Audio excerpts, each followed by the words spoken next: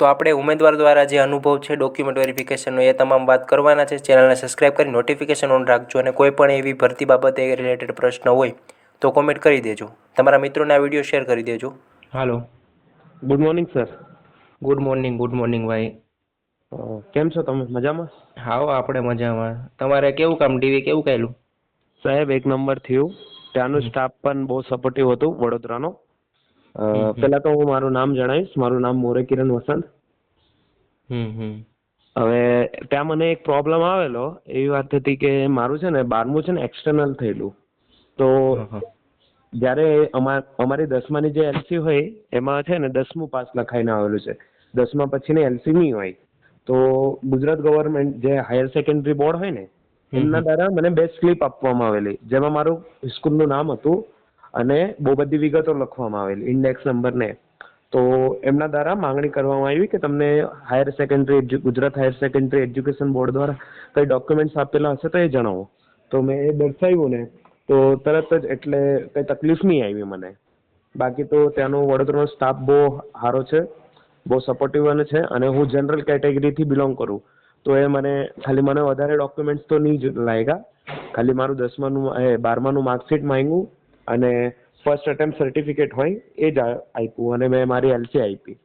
અને જે મેં તમને જણાવ્યું જેવી રીતે કે મેં મારો પાસપોર્ટ આપેલું આધાર આઈડી પ્રૂફ તરીકે.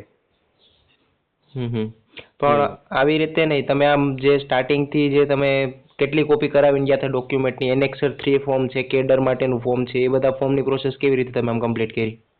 સર એનેક્સર 3ની પ્રોસેસ તો આવી હતી કે મેં છે ને મેં પહેલાથી પોતે સુરતથી ભરીને લઈ ગયેલો અને ત્યાં ઘણા છોકરાઓ હતા જેમના પાસે એનેક્સર 3ની વિગતો ભરવા માટે આઈડિયા નહીં હતું. તો ત્યાંની જે પોલીસ સ્ટાફ હતો એમને જ ભરવામાં હેલ્પ કરી કે કઈ વિગતો કેવી રીતે લખવાનું આવે. જે એનેક્સર 4 છે અને એનેક્સર 3 છે. હવે એનેક્સર 4માં જે તમને કઈ પોસ્ટ લેવાની છે એવી રીતે બિન હત્યારી, જીએલ સિપાઈ, તો એ બધું એ લોકોએ જણાવ્યું કે કેવી રીતે તમારે કઈ પસંદગી લેવાની છે. હવે કોઈ અમારા એક મિત્ર હતો જેમને પહેલાથી એસઆરપીએફમાં છે, તો તેમને પોતે ફક્ત બિન હત્યારી જ લેવાની છે, તો એમને પોતે એક જ બિન હત્યારી લખ્યું હતું એવી રીતે. અને એનેક્સર 3માં છે ને આવી એક વસ્તુ હતી કે છેલ્લેમાં છે ને તમારે સ્થળ લખવાનું હોય છે. તો સ્થળમાં તમે જે જગ્યાના છો એ જગ્યાનું નહીં લખવાનું, તમારું ડીવી જે જગ્યા આવેલું છે એ જગ્યાનું તમારે ડીવીમાં લખવાનું હોય છે. જેવી રીતે કે મારું વડોદરાનું હતું તો મેં વડોદરા લખેલું. તો તમે આમ મોર્નિંગમાં કેટલા વાગે તમારો વારો હતો? સાહેબ હું તો પહોંચી ગયેલો 8:30 વાગે, પણ મારા આગળ છે ને 40 વિદ્યાર્થીઓ હતા, 285 લોકોને બોલાવવામાં આવેલા. તો એમાંથી મારો નંબર હતો 40મો. અને મેં એક વસ્તુ ઓબ્ઝર્વ કરી કે ત્યાં જેટલા છોકરાઓ છે એ થોડા માર્કિંગના હિસાબથી નંબર પાડેલા એ લોકોના. એટલે તમારે જેટલા માર્ક થાય એ આજુબાજુ જે લોકોના માર્ક હતા. યસ. હવે અમારામાં જે ફર્સ્ટ નંબરનો છોકરો હતો એ જનરલ કેટેગરીથી જ બિલોંગ કરતો હતો અને એના હતા 154 માર્ક્સ, 154. અને પછી એવી રીતે નંબર ધીરે ધીરે માર્ક્સ ઓછા થવા લાગ્યા. તો ડાયરેક્ટ 154 થી ડાયરેક્ટ 140 પર આવી ગયો નંબર. તમારે કેટલા માર્ક થાય? મારા 128.50 થાય છે. શું લાગે આમ બિન હથિયારી મળી જશે કે? સર હવે ત્યાં જે સ્ટાફ હતો ને એ લોકોથી મેં વાત કરી તો એ લોકો દ્વારા જણાવવામાં આવ્યું કે તમને છેલ્લામાં છેલ્લું એસઆરપીએફ નહીં તો તમને જેલ સિપાઈ નહીં, હત્યારીની તો હત્યારીથી લઈને જેલ સિપાઈ અથવા એસઆરપીએફ આ ત્રણોમાંથી જ કોઈ મળી શકે છે. કેમ કે અત્યારે જે પોઝિશન છે એના હિસાબથી જે ઉત્તર ગુજરાતના જે છોકરાઓ છે એમના વધારે માર્ક્સ છે તમારા કમ્પેર ટુ આપણા ત્યાંના કમ્પેર ટુ. અને ઘણા બધા તો ત્યાં છે ને 285માંથી છે ને મેં જોયું કે દરેક 10 નંબરના ગેપમાં 2 જણા તો એબસન્ટ હતા જ. એ લોકો ડીવી કરાવવા નહીં આવેલા, ઓપ્ટ આઉટ કરેલું સાહેબ એ લોકોએ. તો એ તો ફાયદો છે ને તમારા માટે? હા યસ સર, અમારા માટે તો ઘણો ફાયદો છે અને ઘણા બધા છોકરા જે પોઈન્ટ પર હશે એ લોકોના માટે પણ ફાયદો છે મને લાગતું છે આવી રીતે. તો આમ તૈયારી કેટલા વર્ષ કરી હતી? સાહેબ મેં તો 2 વર્ષથી તૈયારી કરતો હતો, બટ હું જોબ પર જતો હતો એમેઝોન લોજિસ્ટિકમાં.